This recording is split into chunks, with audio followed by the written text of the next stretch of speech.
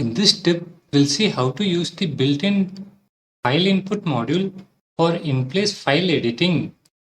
Let us see an example. First, we need to import file input. We'll use the input method and set inplace as true. We can iterate over each line in the input. As an example, we'll just replace all occurrences of blue with red. We need to print something to write back the changes to the files that are being processed.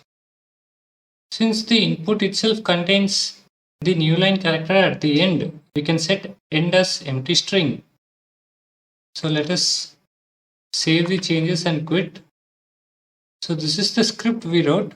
We are importing file input, passing inplace as true to the input method, iterating over input lines, replacing blue with red, and printing the results so that the changes are written back to the files being processed. Let us see a couple of example input files.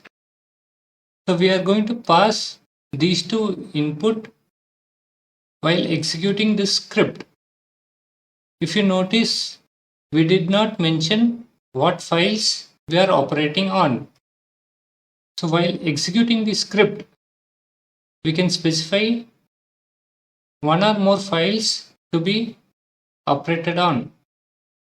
So I'm just going to use star.txt.